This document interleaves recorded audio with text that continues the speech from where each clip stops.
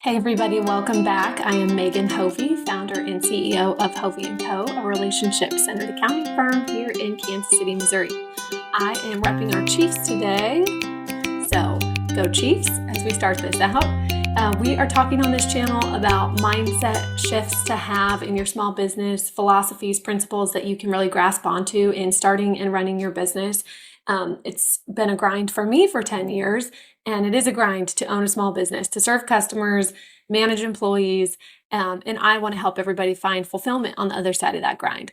So let's also, though, jump into the nuts and bolts of the accounting, the compliance that we, inevitably have to deal with in running our businesses.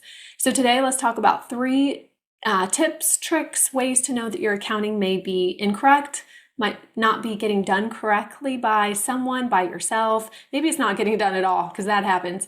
So let's talk about that. Number one, if you consistently have a surprise at tax time, if your tax accountant slaps you with a big bill you weren't expecting, or perhaps a refund that you weren't expecting, maybe your accounting is not getting done correctly throughout the year. You might be limping along because you're the one that's going in and posting the transactions and you're kind of flying blind, or perhaps you have a bookkeeper that doesn't have that 10% accounting fundamentals that you really need to have to make sure everything posts correctly. So there's definitely different reasons why, but if you consistently have a surprise at tax time, you expected one outcome and got a different one, that is definitely an indication that throughout the year, your numbers aren't accurate. Number two, do you have negative balances on your balance sheet? So most of us, it doesn't matter if we took business or accounting, most of us small business owners, unless that is our expertise, we don't know exactly what the balance sheet should look like. So if you hop into your own balance sheet, we pretty much have got your profit and loss and your balance sheet. Those are your main two financial statements. Profit and loss is always going to look good for the most part because it's just income and expenses. It's hard to screw that up.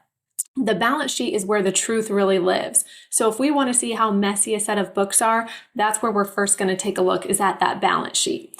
So if you hop in and you see a bunch of negative numbers, don't think to yourself, well, it's my liabilities. I guess they should be negative because I owe those. No, that's not how it works. Negative balances are considered not normal, meaning it's really the numbers that you should see both in assets and liabilities, aside from accumulated depreciation. Those numbers should be positive. If they're not, it indicates the opposite of what should be. So for example, if your accounts receivable says negative, you actually owe your customers. Or if your accounts payable says negative, your vendors actually owe you. So we'll take a look at that in a second because I've got a test drive QuickBooks account pulled up for us. Number three, I thought this was worth mentioning. It is QuickBooks specific, but that's the product most of us are using, and rightly so. It's cornered the market.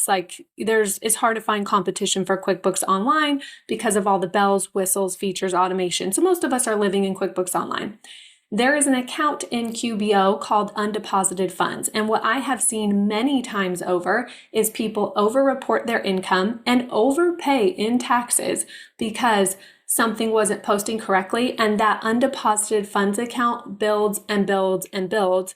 And that is a reflection that you are actually double recording your income. You are literally reporting more income, telling the IRS you've made more business income than you did. And isn't that like our great fear? Like universally, we are also afraid of accidentally giving the government more money than we're even supposed to.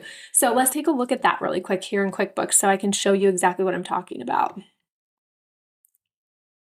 All right, so we are now in Craig's landscaping, which is just a dummy account that QuickBooks will let you jump into. So know that if you ever want to kind of try it out or play with some things, you can jump into their Craig's Design and Landscaping. Just Google QuickBooks Online test drive account.